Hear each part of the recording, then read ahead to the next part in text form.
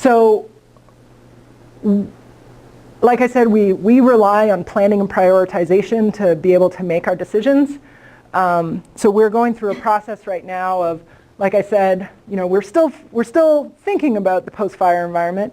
So we're going through a process right now of we're 3 years out. What's left? What do we still need to do? What are the remaining priorities? How are we going to shift that focus? Where are we going to work? So we're doing a planning, sort of a rapid response planning process right now. But we're starting to look at those other forward-looking issues in the watershed. How do we address future wildfires and their impacts? And what else is out there in the watershed that we're concerned about that we think we can actually do something about with on-the-ground treatments? So we are in the process of writing a watershed plan for the Upper Poudre and working with our stakeholders to really hone in on what the right issues are, what the right goals are, and what are the outcomes that we expect from this process, and where on the landscape we're going to do that work. I mentioned that we're doing a rapid process for the post-fire needs, and basically it's just a combination of a desktop analysis and literally going to those high priority areas and doing a quick rapid field assessment. Is this still a problem here? Are we still not seeing ground cover returning? Are our channels unstable here?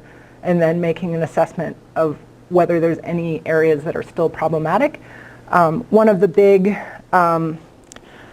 concerns is the impact that the burn area has had on roads and roads on the burn area itself.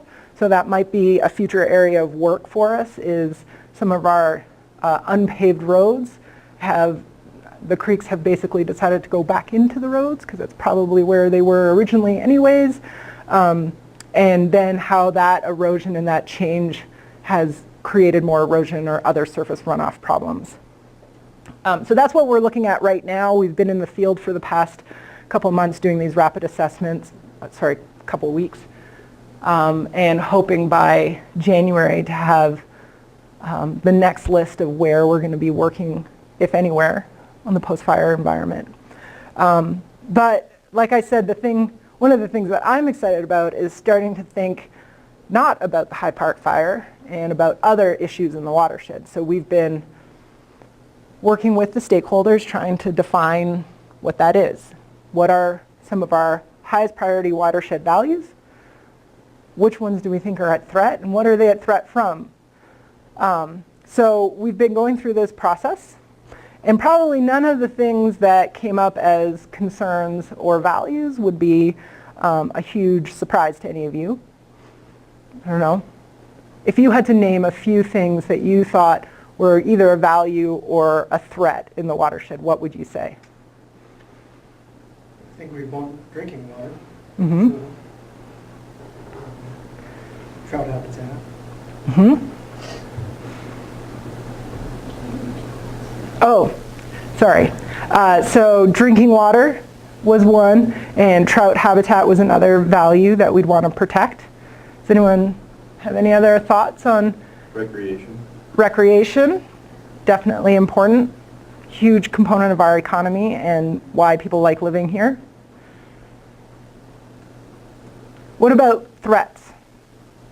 What do you think might threaten those values? Sediment. Sediment, yep. Riprap. I hate riprap. I don't say that in front of road engineers.